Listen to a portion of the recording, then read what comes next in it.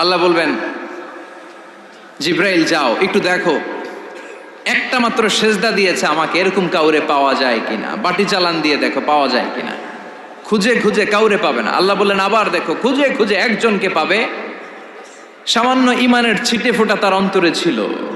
আল্লাহ বলবেন, যেহেতু ছিটে ফোঁটা আছে, অনেক মায়ের খাইছে, ওকে বের করে জাহান্নাম থেকে বের করে একটা নির্ধারিত দূরত্বে রেখে দাও। রেখে দেওয়া হবে, কিন্তু জাহান্নামের আগুনের লেলিহান শিখাতে তার গা ঝলসে যাবে। সে আল্লাহর ডেকে বলবে, মাবুদ তোমার কাছে আমি কিছু চাই না, জাহান্নাম থেকে তুমি আমাকে বের করেছো, জীবন নদীর পানি তুমি আমার গায়ের মধ্যে ঢেলে দিয়েছো, আমি আবার সজীবতা ফিরে পেয়েছি। আমি তোমার কাছে জান্নাত চাই না, শুধু নিরাপদ একটা দূরত্বে আমাকে রেখে আসো, যাতে জাহান্নামের আগুন আমারে কষ্ট দিতে না পারে। আল্লাহ, আমি কিন্তু তোমার কাছে জান্নাত চাই না। কি চাই না? জান্নাত চাই না, কিন্তু জাহান্নামের আগুন আমারে কষ্ট দিচ্ছে, এতটা দূরত্বে রাখো যাতে জাহান্নামের আগুন আমার গায়ে না লাগে। আল্লাহ বললেন, ওকে রাখবো, কিন্তু আমার সাথে একটা কন্ট্রাক্টে যেতে হবে, যে এটা তোমাকে দিলে তুমি আর নতুন করে কিছু চাবা না। সে বলবে আমি রাজি, কন্ট্রাক্ট হয়ে যাবে। আল্লাহ জিব্রাইলকে বলবেন, যাও এমন দূরত্বে রাখো যাতে জাহান্নামের আগুন ওরে কষ্ট না দেয়। রেখে আসা হবে, অনেক দিন সে ওখানে আনন্দে থাকবে, আল্লাহ শুকরিয়া করবে। সে মনে মনে বলবে, বেঁচে গিয়েছি, আমি বেঁচে গিয়েছি, জীবনে আর কিছু চাই না, জাহান্নাম থেকে আমি বেঁচে গিয়েছি।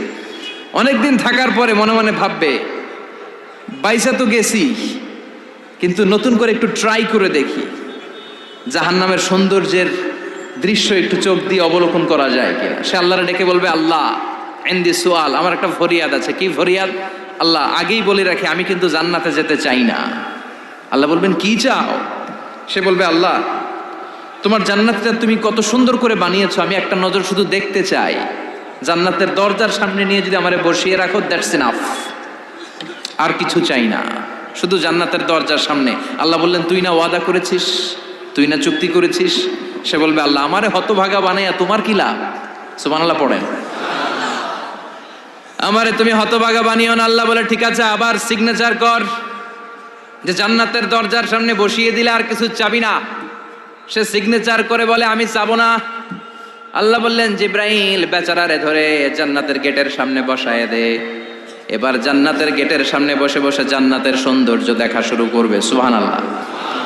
এমন সৌন্দর্য যেটা চোখ দিয়ে কেউ দেখে নাই, কান দিয়ে শোনে নাই। ওই সৌন্দর্য চোখে দেখে, কান দিয়ে আওয়াজ শোনে, মাগার ভোগ করতে পারে না।